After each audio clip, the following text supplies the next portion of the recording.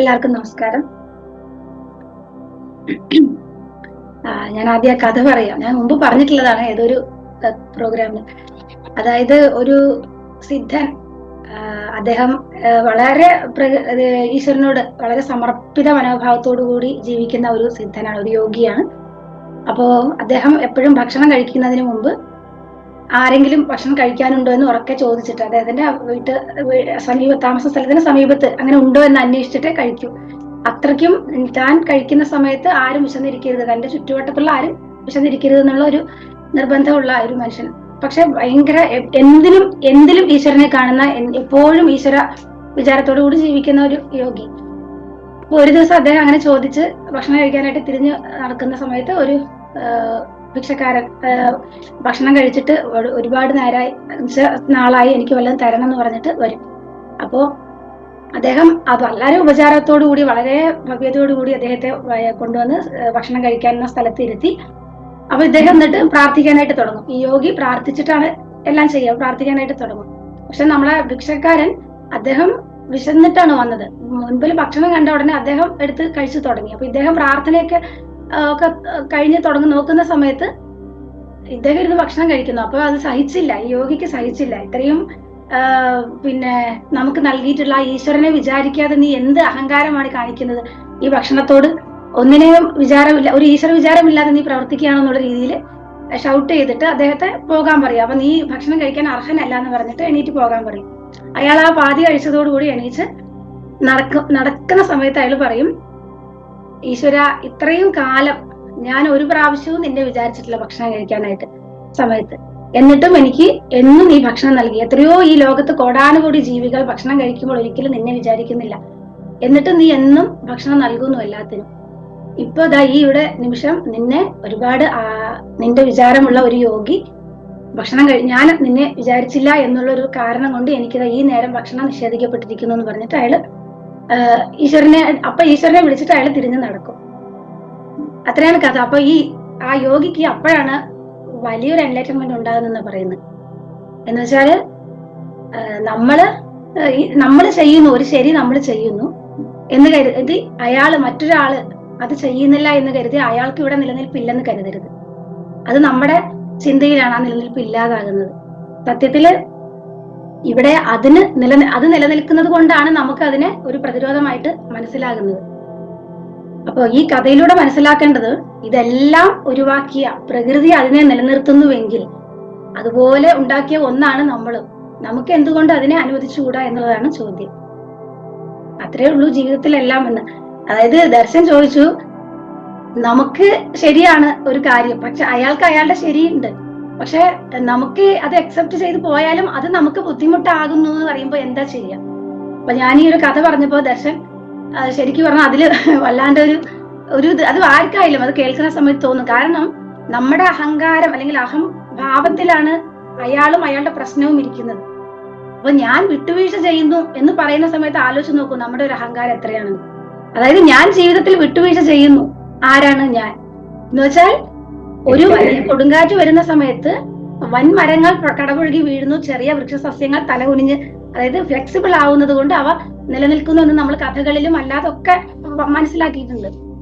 അപ്പൊ ഇവര് ഇങ്ങനെ ഫ്ലെക്സിബിൾ ആകുന്നത് ഇവർക്ക് നിലനിൽക്കാൻ വേണ്ടിയിട്ടാണ്, അല്ലാതെ അവരുടെ എന്താ പറയാ ഒരു താല്പര്യത്തിനോ അങ്ങനെയല്ല അത് സംഭവിക്കുന്നത്.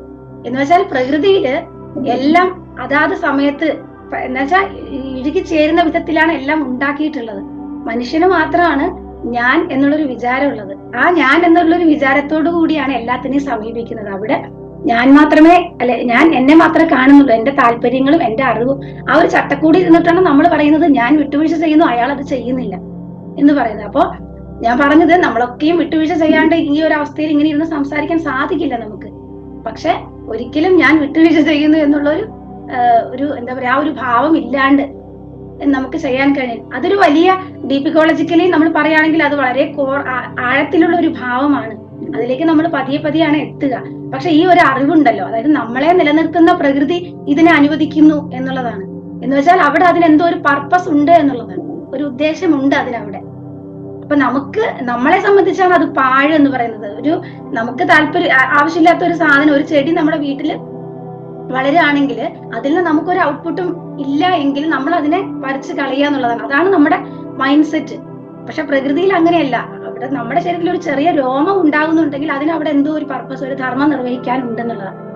അത് മനസ്സിലാക്കാതെയാണ് നമ്മൾ നമ്മുടെ ഒരു എന്താ പറയുക കാഴ്ചപ്പാടിനും സൗകര്യത്തിനും താല്പര്യത്തിനും നമ്മൾ വളർന്നു വന്ന സംസ്കാരത്തിനൊക്കെ അനുസരിച്ച് ഇതിനെയൊക്കെ മാറ്റി നമ്മുടെ ഇഷ്ടത്തിന് മാറ്റിക്കൊണ്ടിരിക്കുകയാണ്. അവിടെയാണ് ഈ പ്രശ്നങ്ങളൊക്കെ വരുന്നത്. അപ്പോ ഇത് നമ്മൾ എത്തിച്ചേരേണ്ടുന്ന ഒരു അവസ്ഥ എന്ന് പറയുന്നത് ഈ എല്ലാം ഇവിടെ ഉണ്ടെങ്കിൽ അതിന് എന്തെങ്കിലും ഒരു ഉദ്ദേശം ഉണ്ടാകും. നമുക്കത് മനസ്സിലാകുന്നില്ല എന്നിടത്ത് വെച്ച് അത് അവിടെ ആവശ്യമില്ല എന്ന് നമ്മൾ കരുതുന്നത് അത് നമ്മളാണ് ബാധിക്കുക. പിന്നെ ഒരു കാര്യം എന്താ പറയാനുള്ളതെന്ന് വെച്ചാൽ നമ്മൾ ഒന്നിനെ നിഷേധിക്കുന്നു. ഏട്ടൻ അത് തുടക്കത്തിൽ പറഞ്ഞതാണ്. നമ്മൾ ഒന്നിനെ നിഷേധിക്കുന്നുവെങ്കിൽ നമ്മൾ നിഷേധിക്കുന്നത് ആ വ്യക്തിയെ അല്ല, ആ ആശയത്തെ അല്ല. നമ്മൾ നിഷേധിക്കുന്നത് അത് ഉൾപ്പെടുന്ന പ്രപഞ്ചത്തെയാണ്. എന്ന് വെച്ചാൽ അവിടെ നമുക്കും ആ വ്യക്തിക്കും ഇടയിലല്ല പ്രശ്നം, നമുക്കും പ്രപഞ്ചത്തിനും ഇടയിലാണ് പ്രശ്നം വരുന്നത്. ഞാനും പ്രകൃതിയും അല്ലെങ്കിൽ ഞാനും ഈശ്വരനും തമ്മിലുള്ള കമ്മ്യൂണിക്കേഷനാണ് ഈ ജീവിതം മുഴുവൻ. അതില് ബാക്കി എല്ലാവരും, ഞാനും ബാക്കി എല്ലാവരും അതിലെ ചില പാർട്ടുകൾ ചില കാര്യങ്ങൾ നമ്മളെ ബോധ്യപ്പെടുത്താൻ ചില വീഴ്ചകൾ ഉണ്ടാകുന്നു. അതിന് ചില വ്യക്തികൾ കാരണമാകുന്നു, അല്ലെങ്കിൽ ചില സംഭവങ്ങൾ കാരണമാകുന്നു, സാഹചര്യങ്ങൾ കാരണമാകുന്നു. പക്ഷെ നമ്മൾ കാണുന്നത് എന്താ, എനിക്ക് ഇങ്ങനൊരു അനുഭവം ഈശ്വരൻ തന്നു, എന്ത് തെറ്റ് ചെയ്തിട്ടാണെന്ന് നമ്മൾ ചോദിക്കുക. അപ്പോ അത് ചോദിക്കുന്നത് ഞാൻ എന്തോ ഇവിടെ ആണ്, ഞാൻ ഇങ്ങനെ ഇത് തെറ്റൊന്നും ഞാൻ ഒന്നും ചെയ്തിട്ടില്ല ഇതൊന്നും അനുഭവിക്കാൻ, അതുകൊണ്ട് എനിക്കിത് ആവശ്യമില്ല, പക്ഷെ ഞാനിത് അനുഭവിക്കുന്നു. അങ്ങനെയല്ല. ഇവിടെ നമ്മളൊരു കാര്യം അനുഭവിക്കുന്നുണ്ടെങ്കിൽ അതിന് പുറകിൽ എന്തോ ഒരു ഉദ്ദേശമുണ്ട് നമ്മളെ ബോധിപ്പിക്കാനായിട്ട്. ആ അനുഭവത്തിലൂടെ എന്താണോ നമ്മൾ ബോധ്യപ്പെടേണ്ടത് അത് ബോധ്യപ്പെട്ട് കഴിഞ്ഞാൽ അത് കടന്നു പോകുക തന്നെ ചെയ്യും. ബോധ്യപ്പെടുന്നില്ലെങ്കിൽ വീണ്ടും അനുഭവങ്ങളിലൂടെ നമ്മൾ കടന്നു പോകും. അപ്പൊ ഈ കൂട്ടിയിടികൾ ഒഴിവാക്കാനാണ് ഏട്ടൻ പറഞ്ഞത്. നമ്മുടെ ആ സാഹചര്യം, ഇപ്പൊ ഒരാൾ തെറ്റായിട്ടൊരു കാര്യം പറയുന്നെങ്കിൽ നമ്മൾ അതിനനുസരിച്ച് പോകണമെന്നല്ല ഈ പറഞ്ഞതിനർത്ഥം. ഒരു ബുദ്ധിമുട്ടുണ്ടാക്കുന്ന ഒരു മനുഷ്യൻ നമ്മുടെ കൂടെ ജീവിക്കുന്നുണ്ടെങ്കിൽ എക്കാലവും നമ്മൾ അഡ്ജസ്റ്റ് ചെയ്ത് പോകണമെന്നല്ല ഈ പറഞ്ഞതിനർത്ഥം. നമ്മൾ അവിടെ ഫ്ലെക്സിബിൾ ആവുക, നമുക്ക് നിലനിൽക്കാൻ പറ്റുന്നില്ലെങ്കിൽ നമ്മൾ മാറിക്കൊടുക്കുക. അതും ഏട്ടൻ പറഞ്ഞിരുന്നു, നമ്മളൊന്ന് മാറി നിൽക്കുക. അതല്ലെങ്കിലോ നമ്മൾ ക്ഷമിക്കുക. ഈ പറയുന്നത് പോലെ ഞാൻ അവരോട് ക്ഷമിച്ചിരിക്കുന്നു, എന്റെ ചിന്തയോ വാക്കോ പ്രവൃത്തിയോ അയാളെ ഇങ്ങോട്ടേക്ക് എതിർക്കാൻ ഒരു കാരണമാക്കുന്നുവെങ്കിൽ ഞാൻ അതിനോട് ക്ഷമിക്കുക എന്നുള്ളതാണ്. അങ്ങനെ ക്ഷമിച്ചാലും അത് സംഭവിക്കണമെന്നില്ലല്ലോ എന്നൊരു ചിന്ത പാടില്ല. അവിടെ നമ്മൾ ആത്മാർത്ഥമായി ക്ഷമിച്ചു കഴിഞ്ഞാൽ അതോടുകൂടി അത് തീരും എന്നുള്ളതാണ്. എപ്പോഴും എല്ലാവരും ചോദിക്കുന്ന ഒരു കാര്യമാണ്, നമ്മൾ ശരിയായിട്ടാണ് ചെയ്യുന്നത്, എന്നിട്ടും എന്തുകൊണ്ട് ഈ സാഹചര്യം നമ്മൾ നേരിടുന്നു എന്നുള്ളതാണ്. അവിടെ ആ ഒരു ചോദ്യം ഉണ്ടാകുന്നത് അവിടെ നമ്മുടെ യുക്തി പ്രവർത്തിക്കുന്നു എന്നുള്ളത് കൊണ്ടാണ്. നമ്മൾ കംപ്ലീറ്റ് സറണ്ടർ ചെയ്തിട്ടാണ് ആ ഒരു കാര്യം ചെയ്യുന്നതെങ്കിൽ അത് നമ്മൾ പോലും അറിയാതെ, അല്ലെങ്കിൽ നമ്മുടെ അപ്പുറത്തുള്ള ആള് പോലും അത് അറിയാതെ അത് ഇല്ലാണ്ടാവും, ആ പ്രശ്നം ഇല്ലാണ്ടാവും. ചിലതിന് കാലതാമസം എടുക്കും. ഇന്ന് നമ്മൾ ക്ഷമിച്ചു, നാളെ മുതൽ അയാൾ ശരിയാവണമെന്നില്ല. അതിനൊരു പ്രകൃതിയുടെ ഒരു വേഗം ഉണ്ട്, ആ വേഗത്തിനനുസരിച്ചാണ് അത് സംഭവിക്കുക. അപ്പൊ ഇങ്ങനെയുള്ള കുറെ കാര്യങ്ങളാണ് നമ്മൾ ഇങ്ങനെയുള്ള ഈ സെഷൻസിലൂടെ ഒക്കെ പങ്കുവെക്കുന്നത്. അപ്പോ ഒന്നോ രണ്ടോ സെഷൻസിലൂടെ മാത്രം നമുക്ക് എല്ലാം മനസ്സിലാവില്ല, ഇത് ഡീപ്പായിട്ട് തന്നെ നമ്മൾ പഠിക്കണം. അപ്പൊ എന്തായാലും ഒരു 20 പേര് വന്ന പരിപാടിയിൽ 13 പേരാണ് ഇപ്പൊ ഉള്ളത്.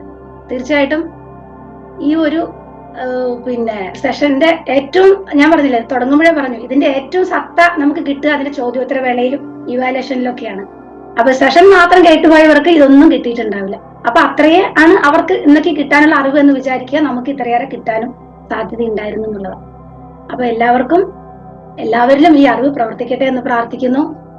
എന്താ പറയാ, എന്ത് ചെയ്താലും ഇതൊന്നും എന്റെ അല്ല ഇതൊന്നും ഞാനല്ല, ഇത് എന്നിലൂടെ സംഭവിക്കുന്നു എന്നുള്ളൊരു ഭാവത്തിലേക്ക് നമ്മൾ എത്തണം. അതിന് പരിശീലനം തന്നെ വേണം. അപ്പൊ എല്ലാവർക്കും ആ പരിശീലനത്തിലേക്കൊക്കെ വഴിയിലേക്കൊക്കെ എത്താൻ പ്രകൃതി അനുഗ്രഹിക്കട്ടെ എന്ന് പ്രാർത്ഥിക്കുന്നു. നന്ദി, നമസ്കാരം.